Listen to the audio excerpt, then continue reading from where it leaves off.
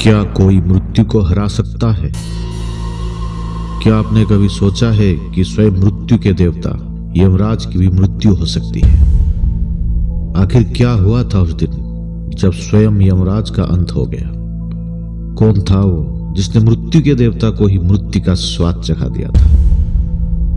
आज की इस रहस्यमयी कथा में हम आपको सुनाने जा रहे हैं एक ऐसे महान ऋषि की अविश्वसनीय कहानी जिसने अपनी अटूट भक्ति से मृत्यु को भी पीछे हटने पर मजबूर कर दिया था। ये कहानी है महर्षि मार्कंडेय की, जिनकी भक्ति ने भगवान शिव को स्वयं प्रकट होने के लिए बाध्य कर दिया था और यमराज तक को पराजय स्वीकार करनी पड़ी थी। तो बने रहिए हमारे साथ, क्योंकि इस वीडियो के अंत तक आपको एक ऐसा रहस्य पता चलेगा जो शायद आपने पहले कभी नहीं सुना होगा। प्राचीन समय की बात है। महर्षि मृकंडु एक प्रसिद्ध ऋषि थे, लेकिन उनके जीवन में एक गहरी अधूरी इच्छा थी, संतान प्राप्ति। वर्षों तक उनकी पत्नी ने भी संतान सुख की आस में तप किया, लेकिन उन्हें कोई संतान नहीं हुई। आखिरकार संतान प्राप्ति के लिए मृकंडु ऋषि ने अपनी पत्नी के साथ मिलकर भगवान शिव की कठोर तपस्या शुरू कर दी। ऋषि दंपति की अनन्य भक्ति और तपस्या से प्रसन्न होकर भगवान शिव प्रकट हुए और उन्हें दो विकल्प दिए। शिव ने कहा, मृकंडु, मैं तुम्हारी तपस्या से प्रसन्न हूं। मैं तुम्हें पुत्र देने का वरदान देता हूं, लेकिन तुम्हें दो में से एक विकल्प चुनना होगा।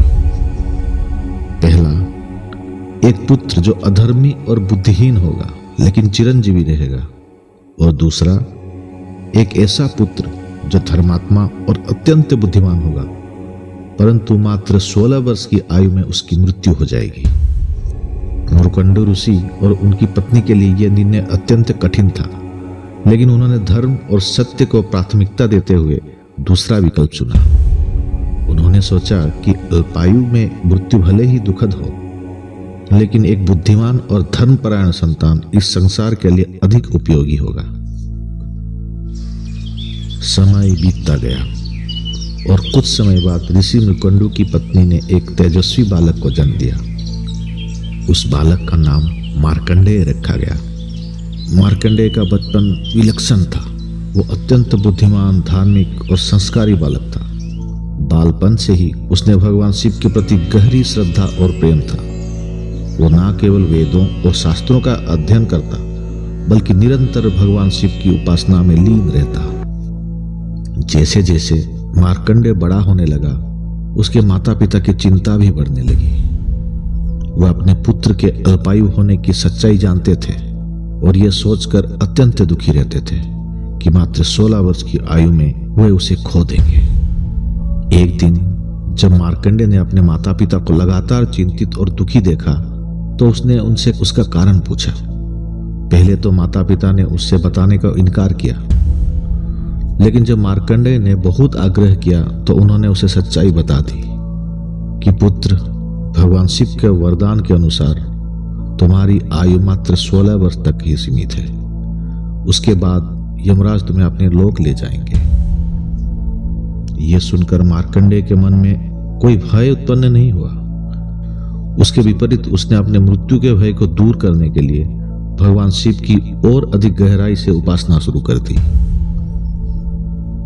मार्कंडेय ने निश्चय किया कि वह मृत्यु को हराने के लिए भगवान शिव की आराधना करेगा, और उसने समुद्र के किनारे जाकर बालू से एक शिवलिंग बनाया और पूरी श्रद्धा और समर्पण के साथ भगवान शिव की उपासना में लीन हो गया। वो दिन रात शिव जी का ध्यान करता और महामृत्युंजय मंत्र का जाप करता। जब मार्कंडेय की 16वीं वर्षगांठ आई तो यमराज के दूत उसे लेने के लिए पृथ्वी पर आए, लेकिन जैसे ही वे मार्कंडेय को पकड़ने के लिए आगे बढ़े, एक अद्भुत चमत्कार हुआ।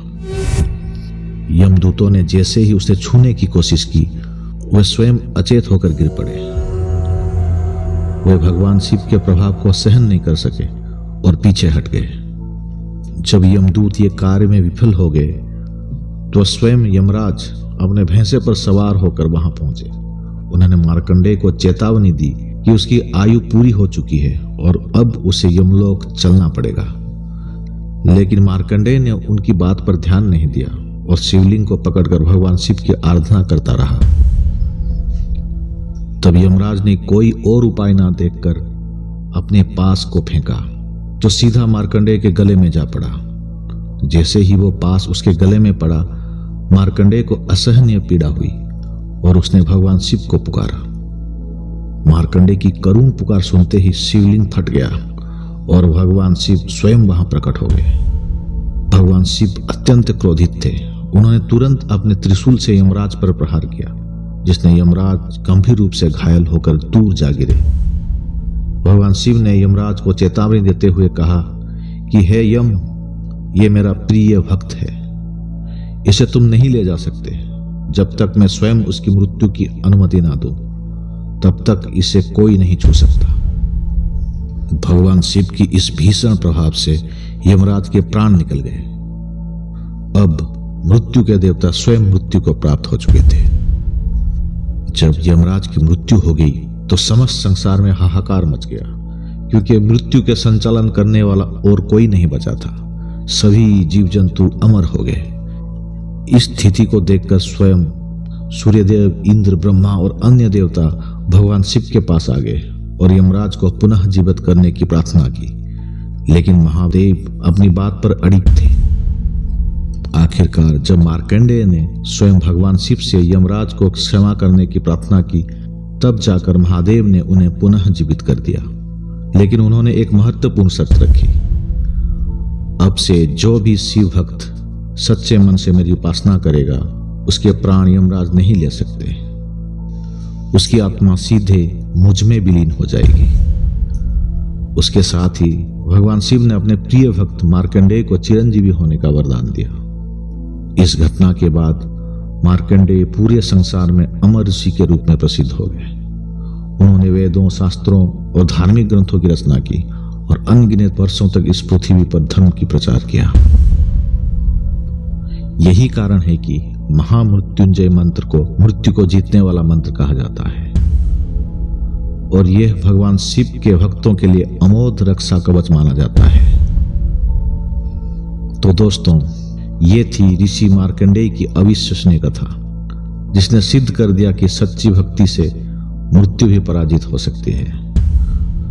भगवान शिव ने न केवल अपने भक्त को चिरंजीवी होने का वरदान दिया, बल्कि यह भी सुनिश्चित कर दिया कि जो भी उनकी सच्ची भक्ति से आराधना करेगा, उसके प्राण यमराज नहीं ले सकते।